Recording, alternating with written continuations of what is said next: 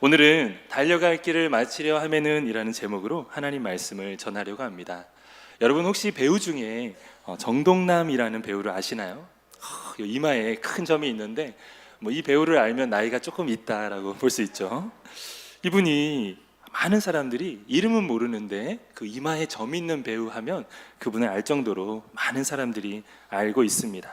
그런데 이분이 이 배우라는 이 직업보다도 더 유명한 사람이에요. 어떤 것으로 유명하냐면 많은 사람들을 구조하는 수상구조사, 또 인명구조 요원으로 많이 알려져 있습니다.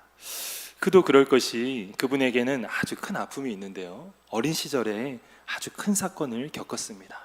물놀이를 하다가 그만 자신의 동생을 구하지 못하고 물에서 잃게 되었습니다. 그리고 다시는 내 눈앞에서 사람을 잃지 않겠다라는 신념으로 열심히 물에서 구조하는 이 수상구조사를 따고 인명구조 활동가의 길을 걷게 되었다고 합니다. 수많은 재난의 현장에서 사람들을 구하고 헌신하는 그는 우리가 알고 있는 성수대교, 또 삼풍백화점, 천안함, 그리고 2014년 세월호 참사 때도 그렇게 최선을 다해서 누군가를 구조하기 위해 달려갔습니다. 오늘 본문에 등장하는 한 사람도 이 정동남 배우처럼 바울도 그러한 사람이었습니다. 바울은 자신의 행복이나 편안함을 위해 살지 않았습니다. 자신의 목숨보다 사람을 살리는 복음을 위해 살았던 사람이죠. 그래서 오늘 우리가 읽은 본문 24절, 내가 달려갈 길과 주 예수께 받은 사명, 곧 하나님의 은혜의 복음을 전하는 일을 마치려 하면은 나의 생명조차 조금 더 귀한 것으로 여기지 아니하노라. 그의 유언과 같은 이 말씀을 우리에게 전하고 있는 것입니다. 사랑하는 성도 여러분, 우리 배우 정동남 씨가 물에 들어가 많은 사람들을 건져 올리는 일을 했다면 우리 사도 바울은 복음을 들고 세상 속으로 들어가 영혼을 건져 올렸습니다. 오늘 헌신 예배를 드리는 우리도 하나님 앞에 질문하기를 원합니다. 나는 지금까지 무엇을 위해 달려왔는가? 하나님께서 내 남은 인생 동안 나에게 맡긴 사명은 무엇인가? 오늘 바울의 고백을 통해 그 답을 찾는 여러분 되시길 주님의 이름으로 축복합니다. 한번 우리 옆에 있는 분께 이렇게 한번 인사하겠습니다. 당신은 무엇을 위해 달려오셨습니까? 당신은 무엇을 위해 달려오셨습니까? 한번 뒤에 계신 분에게 이렇게 한번 질문할게요. 당신의 사명은 무엇입니까? 당신의 사명은 무엇입니까? 아주 어려운 질문이죠. 오늘 말씀을 통해 그 해답을 찾는 여러분 되시길 바랍니다. 첫 번째 교훈은 1번, 우리 같이 한번 읽어볼까요? 시작. 사명은 생명보다 귀한 것입니다. 아멘. 24절에 보면 내가 달려갈 길과 주 예수께 받은 사명이라고 시작하죠. 여기서 바울은 자신의 인생을 달려갈 길이라고 표현합니다. 원문에서는 이 경기장에서 달리는 그런 선수의 모습을 의미하는데요. 사도 바울은 자신의 삶을 경주와 같다고 보았습니다. 중요한 것은 얼마나 빨리 달리느냐가 아니라 끝까지 달릴 수 있느냐이죠. 바울은 수많은 어려움을 만나게 됩니다. 감옥에 갇히기도 하고 또 배가 파손되기도 하고 매를 맞고 돌을 맞는 그런 경험을 하죠. 배신도 당하게 됩니다. 그러나 그는 포기하지 않고 끝까지 하나님의 일을 감당합니다. 왜냐하면 그에게는 사명이 있었기 때문입니다. 무슨 사명이죠? 24절에 나오는 것처럼 주 예수께 받은 사명입니다. 사람이 준 일이 아닙니다. 주님이 맡기신 일입니다. 그래서 바울은 나의 생명조차 조금도 귀한 것으로 여기지 아니하노라라고 말합니다. 이 말은 생명을 무시한다는 뜻이 아니라 내 사명이 생명보다 더 중요하다는 뜻입니다. 사랑하는 성도 여러분, 우리 인생에도 하나님이 맡기신 사명이 있는 줄 믿습니다. 오늘 헌신 예배 드리는 우리 육남선교 회원들은 젊은 시절 가정을 위해서, 정말 내 가족들을 위해서 헌신하신 분들이죠. 가족을 위해, 또 자녀를 위해, 교회를 위해 평생을 섬겨오신 분들입니다. 이제 인생의 후반전에 접어들었다고 해서 저들의 사명이 끝나는 것이 아니라는 것이죠. 성경에 나오는 유명한 갈렙은 85세 때 뭐라고 고백했나요? 이 산지를 내게 주소서라고 외쳤죠. 모세는 80세가 되어서야 하나님의 부르심을 받았습니다. 그리고 사도 요한은 그의 노년에 요한계시록을 기록하게 됩니다. 하나님은 젊고 유능한 사람만을 사용하시지 않고 사명자를 사용하시는 줄 믿습니다. 저 역시 인생을 돌아보면 저의 인생의 계획은 따로 있었습니다. 혹시 제 전화번호 아시는 분 있나요? 마지막 자리가 1190으로 끝나는데 저 어릴 때 꿈이 소방관이었어요. 제가 원곡동, 안산의 원곡동 하면 지금은 외국인들만 사는 동네인데 학교를 끝나고 이렇게 그 주택단지가 막 모여있는 데로 가고 있는데 막 사람들이 웅성웅성 하고 있는 거. 그런데 딱 지나가는데 골목을 트니까 시커먼 연기가 2층 집에서 확 올라오는 거예요. 여러분 그 정도 연기가 나면 그 안에 사람은 죽었겠구나 그런 생각을 하죠. 어린 나이에 너무 무서웠어요. 처음으로 불난 걸 봤는데. 그런데 또 놀라운 사실은 어디선가 빨간 구급차, 우리 소방차가 삐요 삐요 하고 딱 오시더니 거기서 소방대원이 내리는데 그 시커먼 연기가 나오는 곳으로 장비를 착용하고 뛰어 들어가는 거예요. 옥상을 통해서. 제가 그걸 보고 충격을 받았어요. 저분들은 무섭지 않을까? 저 사람들은 저 뜨거운 불길을 어떻게 들어가지? 그리고 한동안 나는 크면 소방관이 돼야지. 그 꿈을 잃어버렸지만 20살 때 핸드폰을 만들 때 그래 내 꿈은 소방관이었어 하고 1190으로 그때는 원하는 번호를 적을 수 있었죠. 그런 시절도 있었고 또 대학을 졸업하고 찬양사역자가 되기 위해서 팀에 들어가서 열심히 훈련받고 대회도 나가고 녹음도 하고 여러분 저는 2집 가수예요. 제가 사실은 찬양도 녹음하고 열심히 우리 교회에 와서는 이제 열심히 찬양인도 하고 주어진 사역 감당하고 있지만 어린 시절에는 막 찬양사역자가 되는 게 꿈이었거든요. 직장 생활을 하면서 IT 기업도 다녔었고 또 이제 연구소에도 다니면서 그렇게 내게 주신 그 길이 하나님의 길이라는 생각으로 걸어가다가 하나님께서 드디어 찬양 사역자를 지나서 목회자가 되어 오늘에 이르게 하셨습니다. 돌아보면 저의 계획보다는 하나님의 계획이 훨씬 선하셨습니다.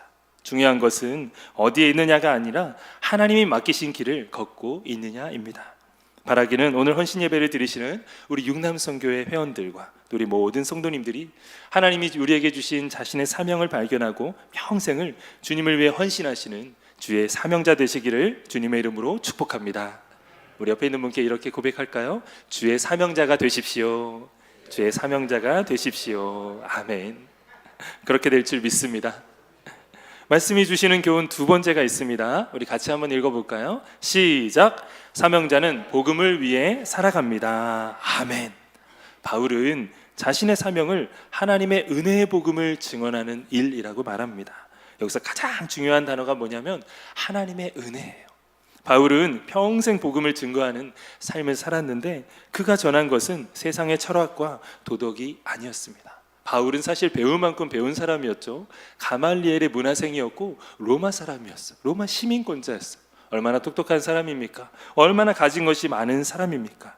그런데 그는 평생 이러한 세상적인 철학과 도덕을 전하지 않습니다. 오직 십자가에도 오직 예수 그리스도의 복음만을 전하는 삶을 살아갑니다. 죄인이 구원받는 길, 죽은 자가 살아나는 길, 절망이 소망으로 바뀌는 그 길, 바로 복음의 길을 전하며 살아갑니다. 오늘 우리 주일 예배 때도 담임 목사님께서 말씀하셨죠. 우리들 교회 우리가 양육 세미나 가서 가장 놀란 것은 많은 사람들이 자신의 죄악을 드러내는 거였습니다. 사람들 앞에서 저 얘기를 하면 그 다음 주부터 교회에 어떻게 나오지? 그게 제일 걱정이 되더라고요. 저희가 양육 세미나를 갔다 와서 구역장 회의 때도 그런 말씀을 드렸어요. 그 교회는 그렇게 자신의 연약함을 드러내는데 우리는 어떨까요? 아유 목사님 우리 교회는 안 돼요. 그거 한번 말하고 나오면 소문이 나가지고 교회 못 온다고. 다 친척이고 다 아는 사람들인데. 그런데 다시 돌아보면 그분들이 굉장히 부럽더라고요. 내 안에 있는 죄를, 내 안에 있는 연약함을 드러낼 수 있다는 것은 내가 지금은 그러지 않다는 것이거든요. 요셉이 과거의 그 어려웠던 시절을, 다윗이 그 과거의 잘못된 시절을 회개하고 다시 돌이켰을 때 하나님께서 귀하게 사용하신 줄 믿습니다. 우리 안에 연약함을 마음대로 드러낼 수 있는 그러한 공동체, 신실한 믿음의 공동체, 그래서 하나님 나라를 증언하는 그런 우리 교회가 되기를 간절히 소망합니다. 바울은 설교의 중심에 항상 하나님의 나라를 전하였습니다. 교회의 존재 목적이 바로 하나님 나라를 세우는 데 있었기 때문입니다. 교회는 하나님 나라의 전진기지이며 우리 성도들은 하나님 나라의 백성입니다. 그래서 우리 교회가 가장 힘써야 할 일은 바로 하나님 나라의 복음을 전하는 일인 줄 믿습니다. 교회가 복음을 잃어버리면 존재의 이유도 잃어버리게 됩니다. 우리 목회자들은 강단에서 복음이 선포되기를 기도하며 그렇게 살아갑니다. 성도들의 삶 속에서 복음이 살아 움직일 수 있도록 강단에서 복음이 아닌 다른 것들이 선포될 때 수많은 교회들이 상처 입고 교회의 본분을 잃어버리게 된 걸 보며 복음만을 전하려고 그렇게 힘겹게 싸우며 나아갑니다. 사랑하는 성도 여러분, 날마다 복음이 선포되는 우리 교회가 건강한 교회인 줄 믿습니다. 복음이 가정과 일터에서 또 살아 움직이도록 섬기는 것이 저희 목회자의 사명이고 또 여러분의 사명인 줄 믿습니다. 여러분은 무엇을 위해 살아가고 있습니까? 하나님 나라의 복음을 위해 여러분의 인생을 헌신하고 계십니까? 오늘 헌신 예배를 드리시는 우리 육남선교회 회원들, 한평생 가족을 위해 그리고 자신에게 주신 사명을 위해 살아오신 분들입니다. 아까 보셨잖아요. 다 안경 쓰고 계신 거 보셨잖아요. 얼마나 책을 많이 읽고 얼마나 컴퓨터 앞에서 업무를 많이 하셨으면 눈이 나빠지셨겠습니까? 그렇게 살아오신 분들, 아직도 현직에서 열심히 일하는 분들이 계시고 또 어떤 분들은 이제 제2의 인생을 준비하고 계십니다. 그러나 중요한 것은 하나님께서 우리에게 맡기신 이 사명을 위해 나의 남은 인생을 헌신할 수 있는 신실한 마음인 줄 믿습니다. 감사한 것은 우리 교회 성도님들은 정말 신실한 분들이 많으십니다. 보이지 않는 곳에서 늘 헌신하며 교회를 위해 또 우리 성도들을 위해 최선을 다해 살아가시는 분들이 참 많으십니다. 주중에 있는 많은 사역들에 나와서 헌신하는 분들, 또 기도하는 분들, 교회를 위해서 크고 작은 일들을 감당하며 기쁨으로 하나님의 나라의 공동체가 되기로 결정하고 또 그렇게 살아가는 많은 성도님들이 계십니다. 바라기는 하나님을 위하여 헌신하는 우리 모든 성도님들 거룩한 공동체가 되어서 주님이 주시는 사명을 잘 감당하며 하나님 나라의 복음을 전하는 그런 귀한 우리 성도님들 되시길 주님의 이름으로 축복합니다. 오늘 마지막 교훈 세 번째입니다. 우리 같이 한번 읽어보도록 하겠습니다. 시작. 교회는 하나님께서 피로 사신 공동체입니다. 아멘. 오늘 말씀 26절에서 사도 바울은 마지막 권면을 합니다. 우리 같이 한번 읽겠습니다. 시작. 그러므로 오늘 아멘. 왜 이런 말을 할 수 있을까요? 27절에도 나오죠. 하나님의 뜻을 다 여러분에게 전하였습니다. 바울은 사람이 듣기 좋은 이야기만을 하지 않습니다. 하나님의 말씀 전체를 전했습니다. 회개도 전했고 십자가도 전했습니다. 헌신의 함도 전했고 소망이 있다는 것도 전했습니다. 그래서 그는 후회 없는 인생을 살게 된 것이죠. 그리고 마지막 28절에서 이렇게 말합니다. 여러분은 자기를 위하여 또는 온 양떼를 위하여 삼가라. 놀라운 말씀이죠. 양떼를 돌보기 전에 먼저 자기 자신을 살피라고 말합니다. 왜 그럴까요? 사도 바울은 수많은 선교의 자리에서 이 진리를 깨달았던 것이죠. 지도자가 건강해야 공동체가 건강하다는 것, 리더가 말씀 앞에 바로 서야 그 모든 하나님의 공동체가 깨끗하고 거룩한 공동체가 된다는 것을 깨달았던 것입니다. 여러분, 목회자가 말씀 안에 살아야 교회가 건강하게 될 줄 믿습니다. 직분자가 말씀 안에 순종하는 삶을 살아야 하나님이 기뻐하는 공동체가 될 줄 믿습니다. 우리 남성교회가 또 여성교회가 정말 우리 하나님이 은혜 주신 그 믿음 안에서 살아가는 그런 믿음의 공동체가 되길, 그래서 온 양떼를 자신의 공동체를 섬길 수 있는 여러분 되시기를 간절히 소망합니다. 그리고 오늘 이어지는 말씀에서 하나님이 자기 피로 사신 교회라는 단어가 나오죠. 교회는 사람이 만든 모임이 아닙니다. 예수님의 피값으로 세워진 공동체이죠.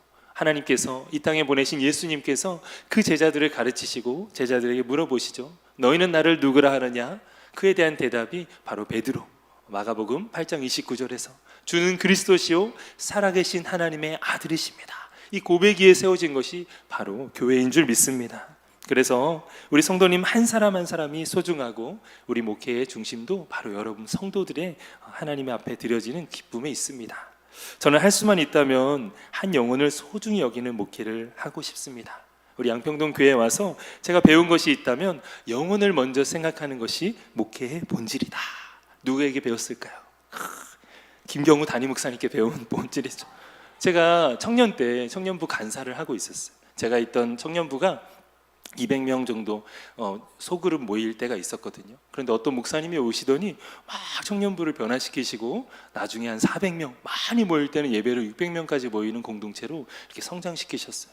그때는 이제 목회자 세 분이 목사님, 또 전사님, 전도사님 계셨는데 우리는 이제 리더들만 있었거든요. 그러다가 갑자기 지파로 나누시더니 각 지파마다 간사를 세우는 거예요. 저도 이제 처음 간사가 돼가지고 20살에 저희 안산교회 갔는데 리더 하라 그래서 리더하고 간사를 하라고 하시니까 하는데 되게 두려웠어요. 그리고 20명 정도가 저에게 맡겨진 영혼들이었는데 리더 한 3-4명이 나중에 이제 5-6명까지 이제 성장했는데 저희 지파에 속한 그 20명을 어떻게 하면 배가시키려고 막 새 가족이 오면 열심히 레크레이션도 하고 재밌게도 하고 찬양도 하고 막 그렇게 하다 보니까 어느 순간 40명이 된 거예요.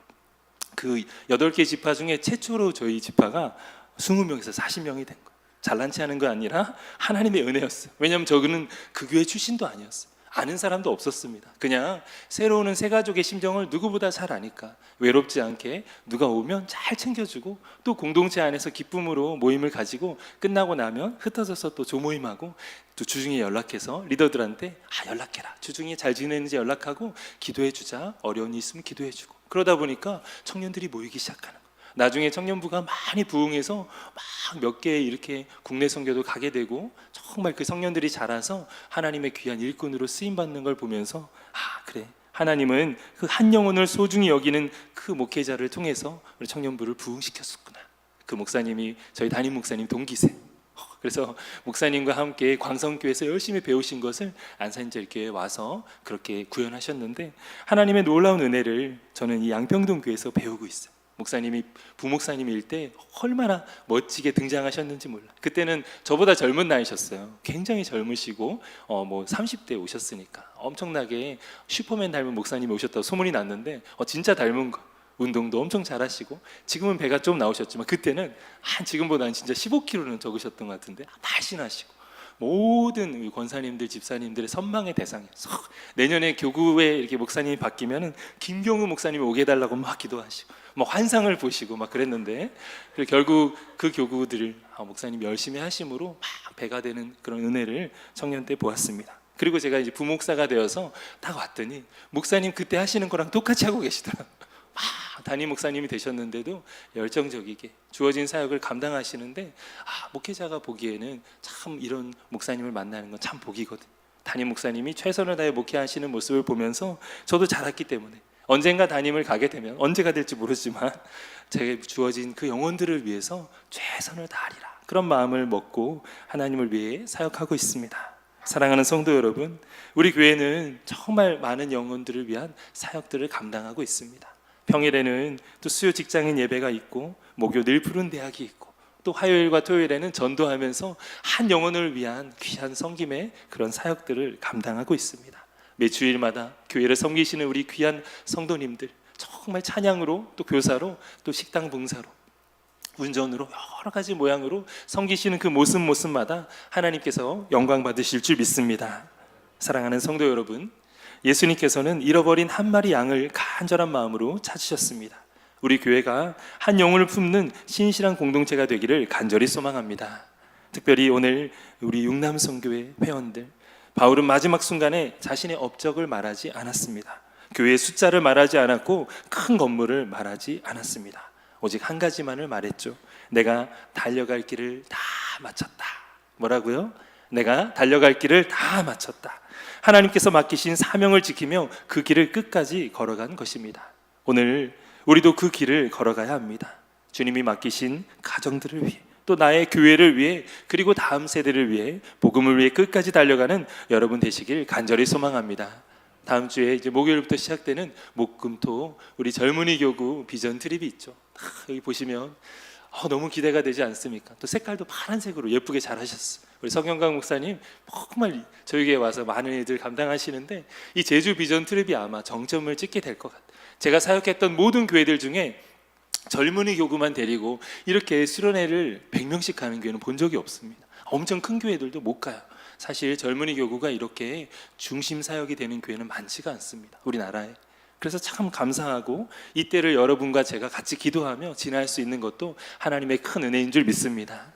오늘 1부 예배, 2부 예배 때 특송하러 나오셨잖아요. 1부 때는 한 70명, 2부 때는 100명 정도 나오셨는데 저도 같이 거기서 이제 찬양하는데 울컥하더라고요. 왜냐하면 걸어온 길이 보이기 때문에 기도했던 그 길이 보이고 기도할 때마다 우리 영혼들을 위해서 간절히 기도했던 그 기도들이 생각이 나더라고요. 그리고 찬양했던 것들 우리 목사님들 그리고 우리 정말 리더들이 열심히 몇 개월 동안 정말 저녁에 모여서 그렇게 이 사역을 위해서 헌신했던 그 모습들이 다 스쳐 지나갔어요. 이제 며칠 남지 않았는데 3일 동안 여러분 간절히 기도해 주시기 바랍니다.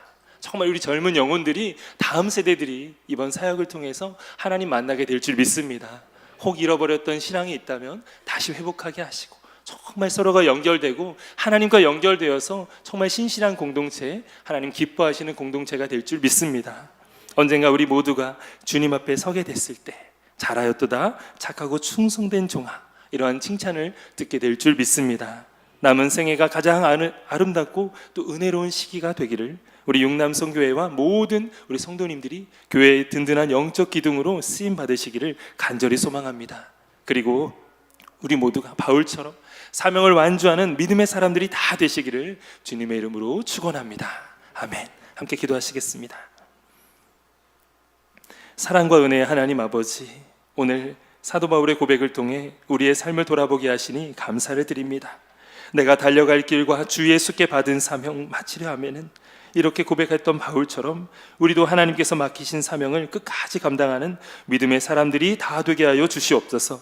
지나온 세월들 돌아볼 때 하나님의 은혜가 아니고서는 여기까지 올 수 없었음을 고백합니다. 우리의 삶을 인도하시고 붙드시며 오늘까지 함께 하신 우리 하나님께 감사와 영광을 올려드리는 모든 성도님 되게 하여 주시옵소서. 오늘 헌신 예배드리는 육남성교회 회원들을 축복하시며 가정을 위해 수고하였고 교회를 위해 헌신하였고 묵묵히 자신의 자리에서 믿음을 지켜온 귀한 손길들을 주님 위로하고 새 힘 더하여 주시옵소서. 우리 교회 든든한 기둥 되게 하시고 또 성김의 기둥, 믿음의 기둥 되게 하여 주셨사오니 특별히 후배 세대들 또 다음 세대를 위해 기도하는 선배 신앙인들이 다 되게 하여 주시옵소서.